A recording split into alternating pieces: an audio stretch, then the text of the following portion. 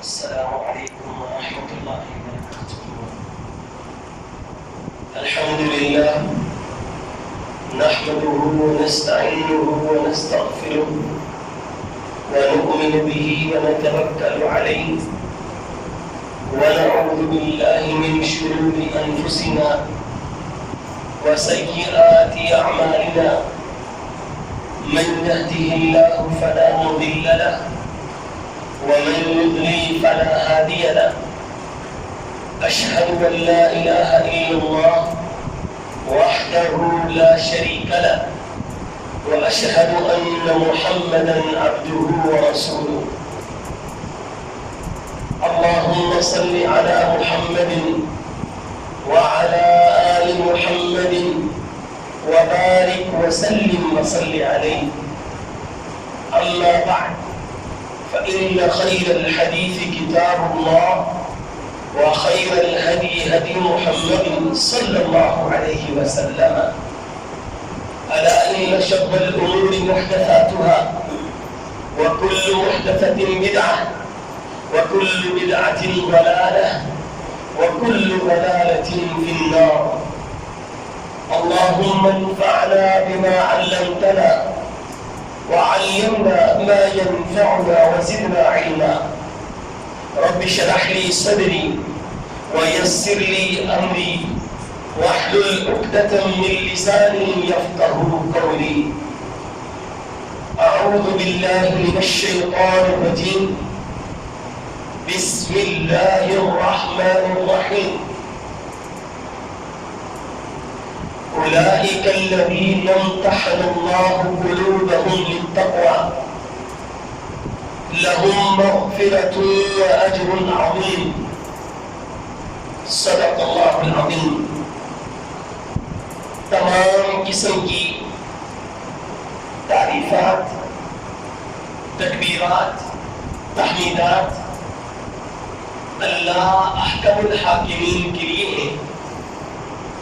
درود و السلام امام الہدا، امام الانبیاء، خاتم النبیین والمرسلین، میرے اور آپ کے قائد و رہنما جناب محمد رسول اللہ صلی اللہ علیہ وسلم کی ذات گرامی قدر پر.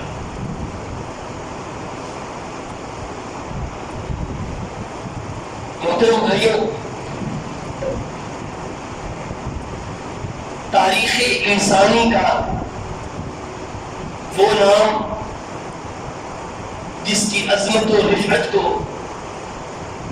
صرف اپنے ہی نہیں بلکہ بیگانے بھی تسلیم کرتے ہیں، وہ عظیم شخصیت کہ جس کی زبان سے جاری ہونے والے مضامین اللہ کی وحی بن جاتے ہیں، وہ عظیم شخصیت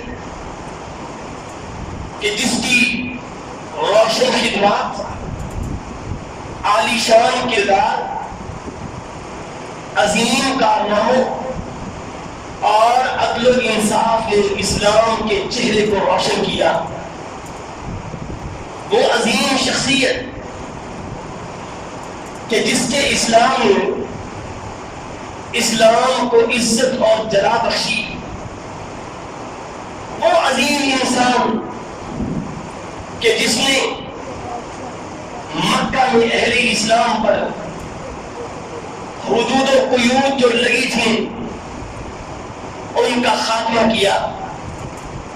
وہ عظیم حکمران کہ جس نے جزیرت العرب کو مدینہ سے لے کر آرمینیا تک، سوڈان تک، روم اور فارس تک اسلام کی تعلیمات کو روشن کیا. وہ عظیم حکمران جو جرأت و بہادری، صدق و وفا، عفت و عصمت، حلم و بردباری، متانت و سنجیدگی میں اس کی مثال ڈھونڈنے سے نہیں ملتی. وہ اعلیٰ اوصاف کا مالک کہ جس نے اسلام کے لیے اپنی زندگی کو قربان کیا. وہ عظیم حکمران کہ جس کے پیٹ میں مخالف کے چھلا کھوپا اور زخمی کر دیا. لو لوہان، یہ دنیا کی اس وقت کی سپر پاور کا حکمران، یکم محرم 24 ہجری کو سجدے کی حالت میں اپنی جان آفرین کے حوالے کرنے والا. تاریخ اس شخصیت کو عمر بن خطاب کے نام سے یاد کرتی ہے.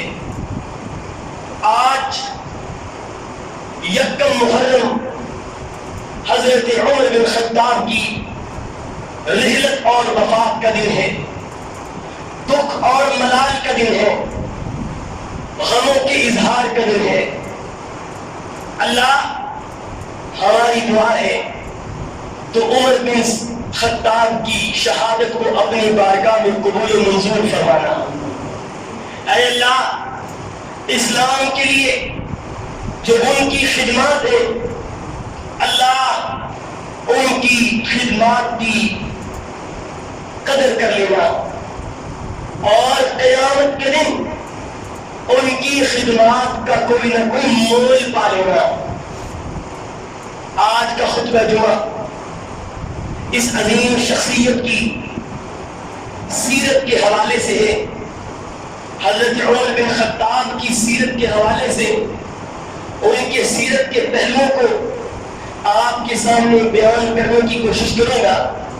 امید ہے جو کچھ بھی بیان کروں وہ میرے لیے بھی اور آپ کے لیے بھی توشہ آخرت بن جائے گی. میرے بھائیوں، اس دنیا میں سب سے لاجواب اور بے مثال اگر شخصیات ہے تو وہ حضرات خلفائے راشدین کی ہیں. نبی کریم صلی اللہ علیہ وسلم کے صحابہ بیان کرتے ہیں کہ کننا فی زمن نبی صلی اللہ علیہ وسلم لا نعدل بأبی بکر احدا ثم عمر ثم عثمان ثم نترك اصحاب النبی صلی اللہ علیہ وسلم ولا نفاضل بینہم. حدیث کے الفاظ یہ ہیں، صحابہ کہتے ہیں کہ نبی کریم صلی اللہ علیہ وسلم کے زمانے میں ہم اللہ کے نبی کے بعد سب سے زیادہ اگر کسی کی افضل ترین شخصیت کو مانتے تو وہ ابوبکر صدیق رضی اللہ تعالی عنہ تھی، اور پھر اس کے بعد حضرت عمر بن خطاب رضی اللہ تعالی عنہ، اور پھر اس کے بعد حضرت عثمان رضی اللہ تعالی عنہ. اور آگے جو حدیث کے الفاظ یہ ہے، پھر جو باقی صحابہ تھے وَلَا نُفَاضِلُ بَيْنَهُمْ، ہم ان صحابہ کے درمیان کسی ایک صحابی کو دوسرے صحابی پر فوقیت اور برتری نہیں دیتے تھے. کیا پتہ چلا اس حدیث سے کہ نبی کریم صلی اللہ علیہ وسلم کے صحابہ میں سے سب سے افضل صحابی اور دنیا کی لاجواب اور بے مثال شخصیت ایک نمبر پر حضرت ابوبکر صدیق رضی اللہ تعالی عنہ ہے، اور پھر اس کے بعد حضرت عمر ہیں، اور پھر ان کے بعد حضرت عثمان ہیں. تو اس حدیث سے یہ پتہ چلا کہ اس کائنات میں انسانوں میں سے، اس امت میں سے اگر کسی کا دوسرے نمبر پر مقام ہے تو عمر بن خطاب رضی اللہ تعالی عنہ ہے۔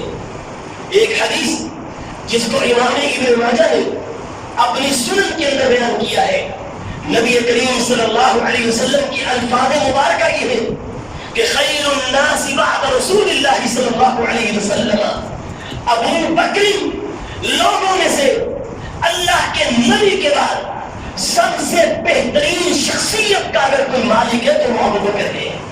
اور پھر فرمایا بعد ابی بکر عمر، ابو بکر کے بعد اگر کوئی اونچی ترین شخصیت کا مالک ہے تو وہ عمر بن الخطاب ہے۔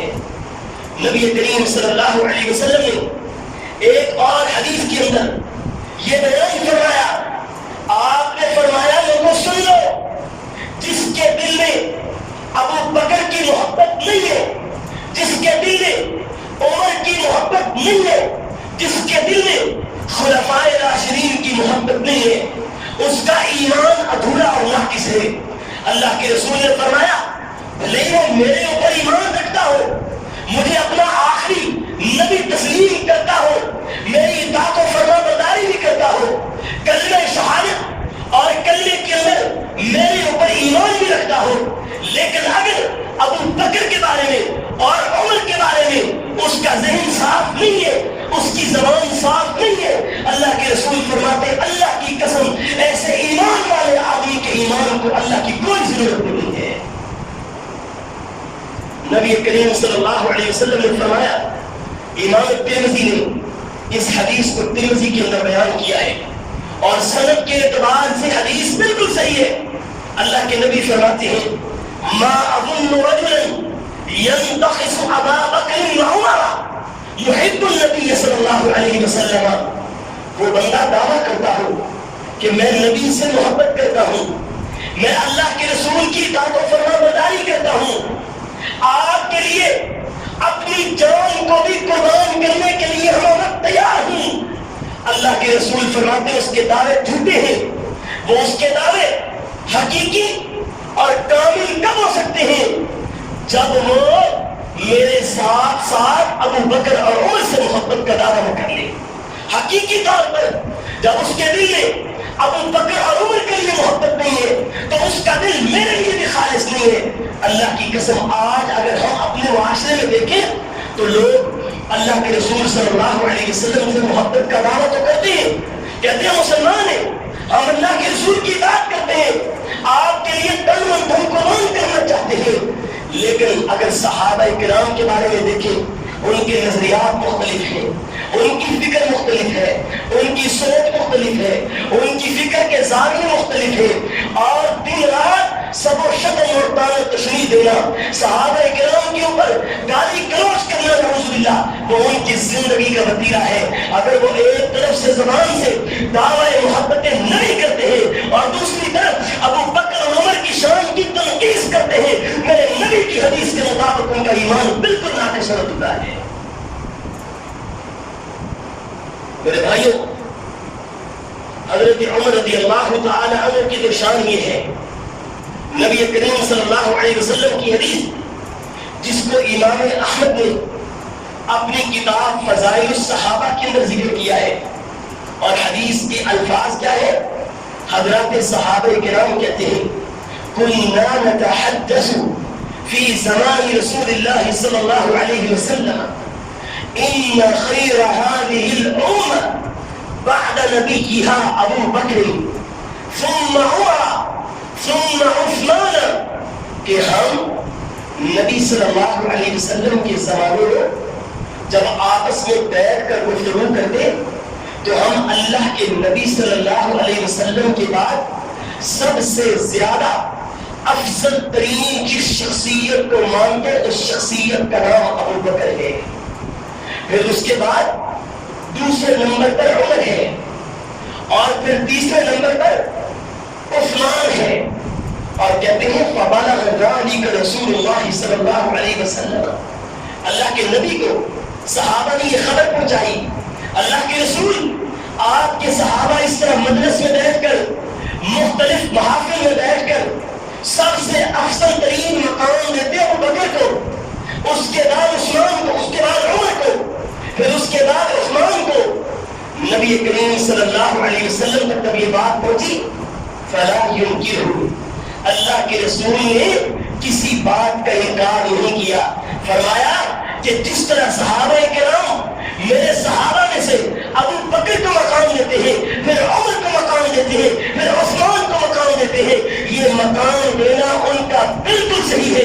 اللہ کے رسول نے اگر ابو بکر کی فضیلت افضل نہ ہوتی، عمر کی فضیلت افضل نہ ہوتی، عثمان کی فضیلت افضل نہ ہوتی، اور یہ تینوں درجات میں، تینوں کیٹیگری میں ایک دوسرے کے نیچے نیچے نہ ہوتے، تو اللہ کے رسول صلی اللہ علیہ وسلم فوراً روک دیتے، ٹوک دیتے کہ تمہاری جرأت کیسے ہوئی میری موجودگی میں ایک دوسرے کو اوپر نیچے درجات میں کرنے کی. اللہ کے رسول نے کسی کو بھی منع نہیں کرایا.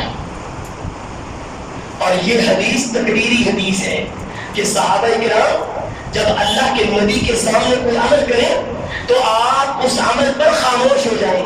خاموش کیوں ہوئے؟ کہ وہ عمل درست اور ٹھیک ہے. اگر وہ عمل غلط ہوتا تو اللہ کے نبی کبھی بھی خاموش نہ ہوتے. گویا کہ خاموش ہونا اللہ کے رسول صلی اللہ علیہ وسلم کی صحابہ کے اس عمل کی تصحیح ہے کہ وہ جو کر رہے ہیں وہ ٹھیک ہے. اگر وہ غلط کا کام دیتے عمر کو اور ابو بکر کو اور عثمان کو تو اللہ کے رسول کبھی بھی خاموش نہ رہتے. نبی کریم صلی اللہ علیہ وسلم نے حضرت عمر کی جو فوقیت بیان کی، جو عظمت بیان کی، اللہ کے رسول صلی اللہ علیہ وسلم نے فرمایا کہ عمر میں نے خواب میں جنت کو دیکھا ہے. کیا فرمایا؟ اللہ کے نبی فرماتے ہیں بین انا نائم رأیتنی فی الجنہ، میں خواب میں جنت کو دیکھتا ہوں. کس چیز کو دیکھتا ہوں؟ خواب میں کس چیز کو دیکھتا ہوں؟ جنت کو دیکھتا ہوں. فرمایا فإذا امرأة تتوسع إلى جانب قصر، میں نے کیا دیکھا جنت میں؟ ایک عورت ایک محل میں وضو کر رہی ہے. کیا کر رہی ہے؟ میں نے خواب میں جنت کو دیکھا اور جنت میں ایک محل کو دیکھا. اس محل کے اندر ایک عورت وضو کر رہی ہے. اللہ کے نبی فرماتے ہیں فقلت لمن هذا، میں نے فرشتوں سے پوچھا کہ یہ عظیم الشان اور عالی شان محل کس کا ہے؟ انہوں نے کہا لعمر، اللہ کے رسول یہ محل عمر کا ہے. نبی کریم صلی اللہ علیہ وسلم نے فرمایا عمر، میں اس محل میں داخل ہونے لگا فذکرت غیرتہ، مجھے تمہاری غیرت یاد آ گئی. عمر میں اس محل میں داخل ہونے لگا، فوراً پاؤں پیچھے کر لیے. میں نے کہا میری غیرت اور عمر کی غیرت، میں اس محل کے اندر داخل ہوں. اللہ کے رسول صلی اللہ علیہ وسلم فرماتے ہیں عمر میں اس محل میں تمہارے غیرت ایمانی کی وجہ سے داخل نہیں ہو سکا، کیونکہ اس میں جو عظیم خاتون تھی، وہ جو اللہ نے اس محل کے اندر وضو کرتی خاتون مجھے دکھائی تھی، عمر وہ تمہارے لیے تھی اور وہ محل بھی تمہارے لیے تھا. تمہاری غیرت نے اس محل کے اندر داخل ہونے سے مجھے روک دیا. اللہ کے رسول فرماتے ہیں عمر یہ تمہارا اتنا عظیم مقام، تمہاری اتنی بلند شان، اتنی رفعتیں اور منزلیں. جب عمر رضی اللہ تعالیٰ عنہ نے یہ سنا فبکا عمر، جب یہ بات سنی کہ میں اتنا خوش نصیب ہوں کہ اللہ کے رسول نے میرا محل بھی جنت کے اندر دیکھ لیا اور اس محل کے اندر ایک خاتون کو بھی دیکھ لیا اور اللہ کے رسول اس میں داخل بھی نہیں ہوئے اور نبی کریم صلی اللہ علیہ وسلم کی خواب حق اور سچ ہے. اللہ کے رسول کی جب یہ باتیں سنی فبکا عمر، عمر کی آنکھوں سے آنسو کی جھڑیاں لگ گئیں. یہ اللہ تعالیٰ نے حضرت عمر رضی اللہ تعالیٰ عنہ کو مقام دیا تھا کہ ابھی تک عمر نیچے زمین پر تھے، لیکن ان کے مقام کو اللہ نے محمد رسول اللہ صلی اللہ علیہ وسلم کو جنت میں دکھا دیا تھا. میرے بھائیوں، حضرت عمر رضی اللہ تعالیٰ عنہ کی شان، آپ کا مقام وہ ہے. اللہ کے رسول نے فرمایا بین انا نائم شربت یعنی اللبن، میں سو گیا تھا، میں نے خواب میں کیا دیکھا؟ میرے پاس دودھ پیش کیا گیا اور میں نے اس دودھ کو پینا شروع کر دیا. شربت یعنی اللبن، میں نے دودھ کو پینا شروع کر دیا، اتنا دودھ پیا حتی انظر الی الرئی یجری فی ظفری او فی اظفاری، وہ جو دودھ تھا وہ اتنا سیر ہو کر پیا، اتنا پیٹ بھر کر میں نے پیا کہ میرے ناخنوں سے بھی دودھ جاری ہونے لگا، میرے ناخنوں سے بھی دودھ جاری ہونے لگا۔ اور اللہ کے نبی فرماتے ہیں عمر پھر میں نے پتا کیا کیا، جب میں نے خون سے ہو کر پی لیا، میرا پیٹ بھر گیا، تو میں نے وہ جو برتن تھا ثم ناولت عمر، پھر میں نے وہ برتن عمر کو پکڑا دیا کہ عمر اب تم پیو، اب تم پیٹ بھر کر اس دودھ کو پیو۔ حضرت عمر نے بھی اس برتن سے دودھ کو پیٹ بھر کر پیا، سیر ہو گئے، پیٹ بھر گیا۔ صحابہ کہتے ہیں اللہ کے رسول آپ نے یہ خواب دیکھا ہے، اس کی تعبیر کیا ہے، اس کی تعبیر کیا ہے؟ نبی کریم صلی اللہ علیہ وسلم نے فرمایا میرے صحابہ اس خواب کی تعبیر یہ ہے کہ وہ جو دودھ ہے جو عمر نے پیا تھا وہ علم تھا، اور جو پیٹ بھر کے اس کو پیا تھا وہ علم کی کثرت تھی، فقہ کی کثرت تھی، قرآن و حدیث کے علم کی بہت زیادہ اللہ نے عمر بن خطاب کو نعمت سے مالا مال کیا تھا۔ اللہ کے نبی صلی اللہ علیہ وسلم نے یہ بھی خواب دیکھا، اور اس خواب کی جو دلیل ہے وہ اس بات پر دلالت کرتی ہے کہ حضرت عمر بن خطاب رضی اللہ تعالی عنہ کو اللہ نے بہت سارا علم عطا کر رکھا تھا۔ ایک تیسرا خواب، نبی کریم صلی اللہ علیہ وسلم فرماتے ہیں میں نے خواب میں دیکھا کہ کچھ لوگوں نے قمیضیں پہنی ہوئی ہیں، کسی کی قمیض اس کے سینے پر ہے، کسی کی قمیض اس کے پیٹ تک ہے، اور کسی کی قمیض اس کے گھٹنوں تک ہے۔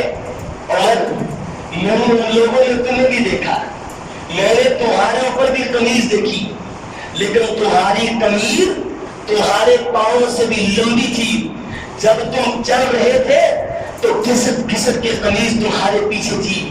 صحابہ کہتے ہیں اللہ کے رسول اس خواب کی تعبیر کیا ہے؟ نبی کریم صلی اللہ علیہ وسلم نے فرمایا میرے صحابہ وہ جو قمیض تھی نا وہ لمبی قمیض، اس سے مراد دین ہے، عمر کا دین ہے۔ اللہ عمر کو اتنا دین عطا فرمائیں گے کہ اسلام کی بنیاد جزیرۃ العرب سے اٹھے گی اور سوران تک جائے گی، ارمینیا تک جائے گی، روم اور فلسطین کی سرحدوں تک جائے گی، اور کئی اللہ کی قسم عمر بن خطاب رضی اللہ تعالیٰ عنہ جا رہے ہیں، بیت المقدس میں پہنچتے ہیں، کیا ہے غلام گھوڑے پہ بیٹھا ہوا ہے، عمر نے گھوڑے کی مہار کو پکڑا ہوا ہے، اور بیت المقدس میں داخل ہوئے۔ عمر نے جو کپڑے پہنے ہوئے ہیں اللہ کی قسم 14 پیغام لگے ہوئے کپڑوں کے اوپر۔ لوگوں نے کہا، صحابہ کہنے لگے عمر امیر المؤمنین خلیفۃ المسلمین آپ اتنے بڑے لوگوں کے اندر جا رہے ہیں، اتنی اللہ نے عزت اور شان و شوکت عطا کی ہے، اور آپ کے کپڑے 14 پیغام سے بھرے ہوئے ہیں۔ امیر المؤمنین آپ اپنے کپڑوں کو اچھا کر لیں، خوبصورت لباس کو مزین کریں۔ حضرت عمر بن خطاب نے فرمایا وہ میرے ساتھیوں اللہ نے جو مجھے عزت دی ہے وہ کپڑوں کی وجہ سے، وہ خوبصورت لباس کی وجہ سے نہیں دی، اللہ کی قسم جو آج مجھے ان کافروں اور یہودیوں کے تختوں کو الٹا دینے والی عزت دی ہے وہ اللہ نے اسلام کی وجہ سے مجھے عطا کی ہے۔ اور کیا فرمایا عمر بن خطاب نے فرمایا انا قوم اعزنا اللہ بالاسلام، ہم تو ذلت والی قوم تھی، اللہ نے ہمیں عزت دی تو اس دین، اس قرآن اور اس اسلام کی وجہ سے دی۔ فَإِذَا تَرَكْنَا الْإِسْلَامَ ذَهَبَتِ الْعِزَّةُ، میرے صحابہ سن لو، جب تم اسلام کو چھوڑ دو گے، قرآن کی تعلیمات سے انکار کرو گے، اسلام کے لباس سے بھاگو گے تو عزت بھی چلی جائے گی، ذلت مقدر بن جائے گی۔ فَإِذَا تَرَكْنَا الْإِسْلَامَ ذَهَبَتِ الْعِزَّةُ، جب عزت کو چھوڑ دیں گے نا، اسلام کو چھوڑ دیں گے تو پھر عزتیں نہیں رہتی۔ عزتیں اسلام کی وجہ سے ملتی ہیں، مقام اور رتبے اسلام کی وجہ سے ملتے ہیں، مقام اور رتبے قرآن کی وجہ سے ملتے ہیں، اسلامی تعلیمات پر عمل کرنے سے ملتے ہیں، قانون الہی کا نفاذ کرنے سے ملتے ہیں۔ اللہ کی قسم عمر کو اگر رتبے اور شانیں ملی تو صرف اور صرف اسلام کی وجہ سے ملی تھی۔ بھائیوں حضرت عمر بن خطاب رضی اللہ تعالی عنہ اس انسانی تاریخ کی وہ عظیم شخصیت جس کے بارے میں نبی کریم صلی اللہ علیہ وسلم نے فرمایا عمر شیطانی قوتیں تم سے گھبراتی ہیں، تم سے ڈرتی ہیں، تمہارا سامنا نہیں کر سکتی۔ اللہ نے تمہیں اتنا عظیم بنایا ہے کہ شیطانی طاقتیں تمہارا مقابلہ نہیں کر سکتی، اور ان کے اندر تو تمہارے سامنے آنے کی جرأت اور ہمت بھی نہیں ہے، مقابلہ کیسے کریں گی؟ نبی کریم صلی اللہ علیہ وسلم نے فرمایا، یہ صحیح بخاری کی حدیث ہے، صحیح بخاری کی، اللہ کے رسول کے پاس آپ کی ازواج مطہرات بیٹھی ہوئی ہیں۔ ایک حدیث کے الفاظ ہے کہ قریش کی کچھ خاتون بیٹھی تھی، کچھ عورتیں بیٹھی تھیں۔ نبی کریم صلی اللہ علیہ وسلم کے پاس وہ گھر کے اخراجات اور اپنے کچھ ذاتی معاملات کے بارے میں گفتگو کر رہی تھی۔ استعمال ہو انہیں آئے، اللہ کے رسول سے اجازت دے کے فرمانے لگے، اللہ کے رسول کیا میں آپ کے گھر میں داخل ہو سکتا ہوں؟ نبی کریم صلی اللہ علیہ وسلم نے عمر کو گھر میں داخل ہونے کی اجازت دی۔ عمر جیسے داخل ہوئے تو کیا دیکھتے ہیں، کیا سنتے ہیں؟ عالیۃ اصواتہن، ان خواتین کی آوازیں اللہ کے رسول کی آواز سے اوپر تھی، بلند تھی۔ گستاخی سمجھا۔ جیسے ہی حضرت عمر داخل ہوئے، عورتیں بھاگ کر حتیٰ یبتدرن بالحجاب، ایک پردے کے پیچھے جا کر چھپ گئی۔ حضرت عمر رضی اللہ تعالیٰ نے جیسے داخل ہوئے، عورتیں پردے کے پیچھے جا کر چھپ گئیں۔ نبی کریم صلی اللہ علیہ وسلم نے توجہ نہیں رکھی تھی۔ نبی کریم صلی اللہ علیہ وسلم نے جب عمر کو داخل ہوتے دیکھا، اللہ کے رسول فضحک رسول اللہ صلی اللہ علیہ وسلم، اللہ کے رسول خمس کرے۔ حضرت عمر کہتے ہیں اضحک اللہ سنک یا رسول اللہ، اے اللہ کے رسول اللہ آپ کے دانتوں کو ہمیشہ ہنستا مسکراتا رکھے۔ نبی کریم صلی اللہ علیہ وسلم کے لیے دعا کی، دیکھا خواتین کی طرف گئے، کہا کہ کیا تم لوگوں نے شور ڈالا ہوا ہے؟ اللہ کے رسول صلی اللہ علیہ وسلم کو پریشان کر رہی ہے، کیا مسئلہ ہے تمہارا؟ اور اب تم ڈر کے بھاگ کر پیچھے پردے کے کیوں آئی ہو؟ وہیں پہ بیٹھی رہتی۔ انہوں نے کہا عمر اس لیے آئی ہے انت اغرب وافضل من رسول اللہ صلی اللہ علیہ وسلم، عمر تمہاری طبیعت اور مزاج اللہ کے رسول سے سخت ہے، تم سخت طبیعت کے مالک ہو، اس لیے تمہارے ڈر کی وجہ سے ہم بھاگ کر پردے کے پیچھے آ گئی ہیں۔ نبی کریم صلی اللہ علیہ وسلم کے صحابی عمر بن خطاب رضی اللہ تعالی عنہ کا یہ روب و دبدبہ، اللہ کے رسول نے فرمایا یا ابن الخطاب والذی نفسی بیدہ ما لقیک الشیطان سالکا قط الا سلکک فجا غیر فجک، اے عمر اس ذات کی قسم جس کے ہاتھوں میں محمد رسول اللہ صلی اللہ علیہ وسلم کی جان ہے، عمر تیرا روب و دبدبہ، تیری طبیعت اور مزاج وہ ایسا ہے کہ تو جس راستے پر چلتا ہے عمر شیطان وہ راستہ تبدیل کر لیتا ہے، تیرے سامنے ہونے کا مقابلہ اور جرأت نہیں کرتا۔ عمر یہ اللہ نے تیری عظمت بنائی ہے، اللہ کی قسم آج وہ عمر اس کے بارے میں لوگ طرح طرح کی بکواسیات کرتے ہیں، تان و تشریح کرتے ہیں، اور منبر و محراب کے تقدس کو پامال کرتے ہیں، سب و شتم کرتے ہیں، تبرہ بازی کرتے ہیں۔ اور میرے بھائیوں عمر رضی اللہ تعالیٰ عنہ کی شخصیت تو عظیم وہ شخصیت ہے، اللہ کے رسول نے فرمایا عمر تم سے پہلے جو قومیں تھیں بنی اسرائیل، ان میں کچھ ایسے بھی لوگ تھے جو نبی نہیں تھے، عام نیک لوگ تھے، لیکن اللہ ان سے بھی ہم کلام ہوتا تھا۔ عمر اگر میری امت میں کوئی اس قابل ہوتا، کوئی اس شان کے قابل ہوتا، اے عمر میری امت میں سے اگر کوئی ہوتا اس قابل، تم قابل تو ہو، تمہارا مقام تو بہت زیادہ ہے، لیکن اگر اللہ کسی سے بات کرتا تو وہ میری امت میں سے اے عمر بن الخطاب تم ہوتے۔ یہ اللہ کے رسول صلی اللہ علیہ وسلم نے حضرت عمر بن الخطاب کو مقام سے نوازا تھا۔ عمر تو وہ عظیم شخصیت ہے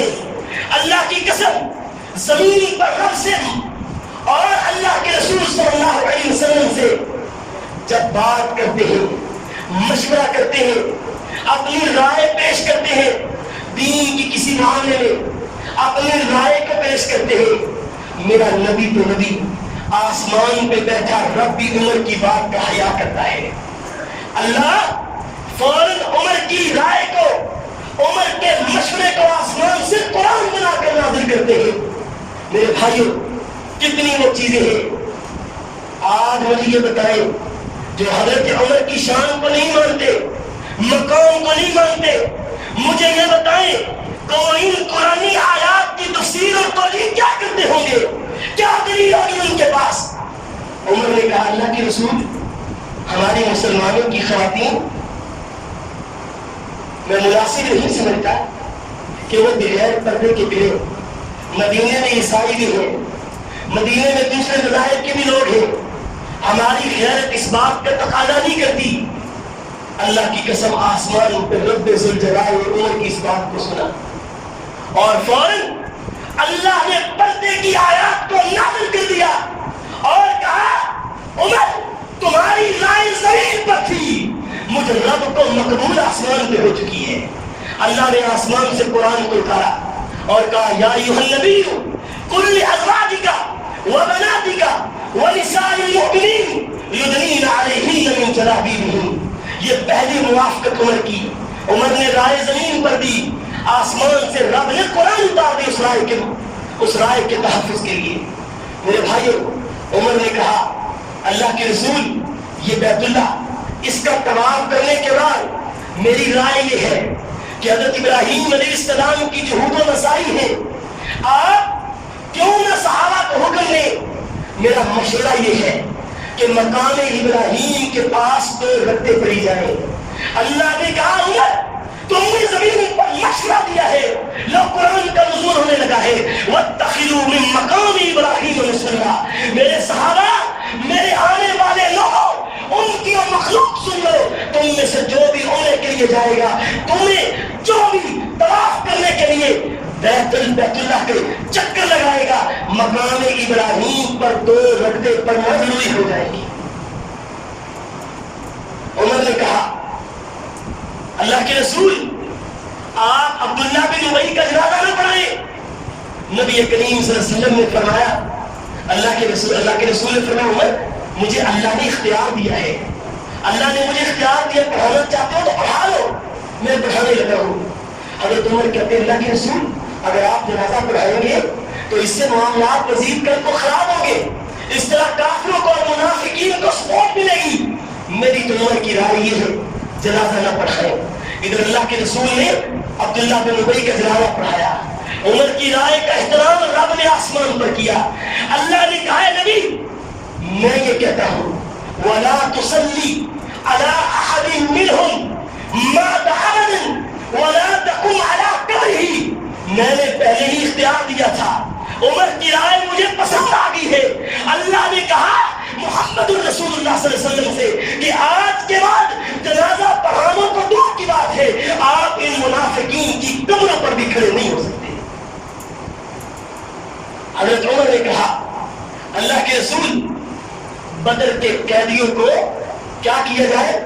انہیں سزا دی جائے، فدیہ نہ لیا جائے، ان کو چھوڑا نہ جائے، ان سے سزا دی جائے، فلاں کو میرے سامنے پیش کیا جائے، میں اپنے ہاتھوں سے اس کی گردن اتارتا ہوں، فلاں کو سید الشہداء حضرت امیر حمزہ کے سامنے پیش کیا جائے، وہ اس کی گردن اتارتے ہیں۔ اللہ کے رسول اس سے نظام مضبوط نہیں ہوگا، آپ گردن اتارنے کا حکم دیں۔ میرے رب نے، اللہ کے رسول نے فدیہ لیا، ادھر اللہ نے آسمان پر عمر کی رائے کا احترام کیا اور کہا ما كان لنبي ان يكون له اسرى حتى يثخن في الارض تريدون عرض الدنيا والله يريد الاخره۔ اللہ نے کہا ہے نبی تم نے فدیہ لیا، ٹھیک کیا، لیکن میری رائے یہ نہیں ہے، آج کے بعد جو بھی کافر ہوگا اس سے دنیاوی مال و متاع کا حصول نہیں ہوگا، فوراً سامنے اس کی گردن کو اتارنا ہے، تلوار سے اس کے جسم کو کاٹ کے پھینکنا ہے۔ یہ عمر کی رائے کا رب نے احترام کیا ہے۔ میرے بھائیوں آج لوگ کہتے ہیں عمر رضی اللہ تعالیٰ عنہ اہل بیت کے مخالف تھے، صحابہ کرام رضوان اللہ علیہ اجمعین ان کی اہل بیت سے محبت نہیں تھی. آج یہ الزام تراشی کی جاتی ہے کہ عمر رضی اللہ تعالیٰ عنہ ان کا اہل بیت کے ساتھ نعوذ باللہ عداوت و دشمنی تھی. کیوں یہ کہتے ہیں نہیں کہتے؟ یہ الزام لگاتے ہیں نہیں لگاتے؟ اللہ کی قسم جھوٹے اور مکار لوگ ہیں، منبر و محراب پر جھوٹ بولتے ہیں. نہ سیرت کی کتابوں کا مطالعہ، نہ تاریخ کی کتابوں کا مطالعہ، نہ انہوں نے کچھ تاریخ کے اوراق کو کھنگالا ہوتا ہے. جھوٹے قصے من گھڑت سنا سنا کر لوگوں کو گمراہ کرتے ہیں. حضرت عمر بن خطاب رضی اللہ تعالیٰ عنہ حضرت حسین سے کہتے حسین کبھی کبھار ہم سے ملنے کے لیے آ جایا کرو. ایک دن حضرت حسین نکلے حضرت عمر سے ملنے کے لیے، دیکھا کہ آپ کے پاس کوئی آدمی میٹر کے لیے بیٹھا ہوا ہے اور اندر داخل ہوئے، کیونکہ وہاں پر پہلے ہی گھر کے دروازے پر آپ کے بیٹے عبداللہ بن عمر کھڑے ہیں. دیکھا کہ جب انہیں اجازت نہیں ملی بیٹے کو تو مجھے کیسی اجازت ملے گی. حضرت حسین واپس ہو آئے. چند دنوں کے بعد ملاقات ہوئی. حضرت عمر نے کہا اے حسین رضی اللہ تعالیٰ میں نے تمہیں اپنے پاس ملاقات کے لیے بلایا تھا کہ ہمیں مل لیا کیجیے، کیا وجہ ہے آپ کیوں نہیں آئے؟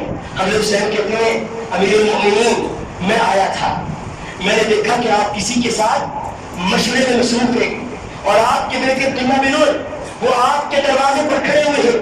میں نے کہا جب بیٹے کو اجازت نہیں ملی تو مجھے اجازت کہاں سے ملے گی؟ اللہ کی قسم اس وقت عمر بن خطاب نے جو اپنی زبان سے الفاظ نکالے تھے تاریخ کے آراقوں نے حافظ ابن حجر نے رسالہ کے اندر ان کلمات کو محفوظ کیا. سونے کی سیاہی سے لکھنے کے مترادف ہے وہ کلمہ. حضرت عمر بن خطاب نے کہا فرمایا اے حسین انت حق بالعلم من عبداللہ بن عمر، تمہارا حق اجازت کے لیے عبداللہ بن عمر سے زیادہ ہے. یہی نہیں سن رہا حسین عمر کے سر پر جو تاج ہے اللہ کی قسم وہ تاج خلافت کا ہو، وہ عمارت کا ہو، وہ اقتدار کا ہو، وہ حکومت کا ہو، وہ تاج مجھے اللہ کے فضل سے ملا ہے اور تم اہل بیت کی محبت سے ملا ہے. یہ اہل بیت سے عمر بن خطاب کی محبت تھی. مال غنیمت آیا، عبد الرحمن بن عوف کہنے لگے اے عمر بن خطاب امیر المؤمنین ابدأ بنفسک، اس مال کو سب سے پہلے اپنے لیے تقسیم کرے. انہوں نے کہا نہیں، میں اس مال کو تقسیم کرنے کا آغاز سب سے پہلے رسول اللہ صلی اللہ علیہ وسلم کے رشتہ داروں سے کروں گا. حضرت عمر بن خطاب نے بلایا کسے؟ حضرت عباس اللہ کے رسول کے چچا کو. کہا عباس رضی اللہ تعالی عنہ آپ اللہ کے رسول کے چچا ہیں، میں مال غنیمت کا جب بھی آغاز کروں گا تو میں آپ کی کرامت داری سے کروں گا. فتوحات کا سامان سب سے پہلے حضرت عباس کو عطا کیا اور پھر فرمایا علی کو بلاؤ. حضرت علی رضی اللہ تعالیٰ عنہ آئے. اللہ کے رسول صلی اللہ علیہ وسلم کے صحابی عمر نے دوسرے نمبر پر جو مال غنیمت کا مال عطا کیا وہ علی بن ابی طالب کو عطا کیا. یہ محبت تھی. اللہ کی قسم دنیا کا عظیم حکمران اور یہ تو تھی نا عمر کی محبت. اب دیکھیں صحیح بخاری کی حدیث، مجھے جواب دے اور تنزلی کرنے والوں اور جھوٹ بولنے والوں اور بکواسیات کرنے والوں، عمر کی شان میں تنقیص کرنے والوں اور صحابہ کے خلاف تنزلی کرنے والوں، اور کبھی حدیثوں کا مطالعہ تو کرو، کبھی سیرت کا مطالعہ تو کرو. جھوٹے اور منگرت قصے بنا بنا کر اپنی محافلوں کو اچھا کرنے والوں، یہ دیکھو صحیح بخاری کی حدیث ہے. اللہ کی قسم حضرت عمر بن خطاب کی شہادت ہے. لوگ آپ کی ناش میں کھڑے ہوئے ہیں اور مغفرت کی دعا کر رہے ہیں. حضرت عبداللہ بن عباس کہتے ہیں میں بھی وہاں پر کھڑا ہوا ہوں، ادھر سے ایک آدمی آتا ہے میرے کندھے پہ ہاتھ رکھتا ہے. میں نے جیسے مڑ کر دیکھا وہ کون تھا؟ وہ علی بن ابی طالب تھا. اور علی بن ابی طالب کی زبان پر کلمات کیا تھے؟ حضرت علی بن ابی طالب کہتے تھے فترحم علی عمر، اللہ عمر پر اپنی رحمتوں کو نازل کر دے، اللہ عمر پر اپنی برکتوں کو نازل کر دے. حضرت علی اپنی زبان سے حضرت عمر کے لیے یہی بات ختم نہیں ہوئی بلکہ حضرت علی کہتے ہیں ما خلقت احدا احب الی ان القى اللہ بمثل عمله منك. اے عمر اس زمین پر علی نے تیرے جیسا نیک آدمی دیکھا ہی نہیں ہے. کسی مائی نے تیرے جیسا نیک اور صالح آدمی پیدا ہی نہیں کیا. عمر میری یہ دعا ہے اللہ مجھے بھی تجھ جیسا بنا لے, اللہ مجھے بھی تجھ جیسا بنا لے. یہ کون کہہ رہے ہیں؟ یہ حضرت علی کہہ رہے ہیں. کس کو کہہ رہے ہیں؟ حضرت عمر فاروق رضی اللہ تعالی عنہ کو کہہ رہے ہیں کہ عمر اللہ مجھے بھی تیرے جیسا بنا دے, میری یہ خواہش ہے. اور یہی نہیں, کیوں کہتے لگے حضرت علی کہتے پہنچی وہاں پہ مٹی جہاں کا خلیل تھا. علی کہنے لگے ابو عمر تم تو جا رہے ہو اپنے دو ساتھیوں کے پاس, کیوں؟ اس لیے کہ تمہاری جگہ بھی وہی بنتی ہے. کیوں؟ کہتے اللہ کے رسول صلی اللہ علیہ وسلم کو میں نے جب بھی فرماتے سنا اپنے کانوں سے, کیا فرماتے سنا؟ دخلت انا وابو بکر وعمر, ذهبت انا وابو بکر وعمر, خرجت انا وابو بکر وعمر. ہم جا رہے تھے, ہم آ رہے تھے, ہم نکل رہے تھے, ہم داخل ہو رہے تھے, میرے ساتھ ابو بکر بھی تھا, عمر بھی تھا. جب دنیا میں اللہ نے آپ لوگوں کا ساتھ اتنا عظیم فرمایا ہے تو مرنے کے بعد بھی اللہ کبھی بھی آپ کے ساتھیوں سے آپ کو جدا نہیں کرے گا. یہ کون کہہ رہا ہے؟ کون کہہ رہا ہے؟ حضرت علی رضی اللہ تعالی عنہ. میرے بھائیوں, اس لیے حضرت عمر بن خطاب کی شہادت ہے, آج کا وہ دن ہے, سانے ارتحال ہے. اللہ سے دعا کیجیے اللہ عمر رضی اللہ تعالی عنہ کی شہادت کو قبول فرمائے اور دین کے معاملے میں 22.5 لاکھ مربع میل پر اسلام کا جھنڈا لہرانے والا حکمران اللہ اس کی نیکیوں کو قبول فرما لے. اور اللہ ہمارے حکمرانوں کے لیے عمر بن خطاب کو مشعل راہ بنا دے. اللہ ان کے راستے پر چلنے کی توفیق نصیب فرما دے. وما علیہ الا البلاغ.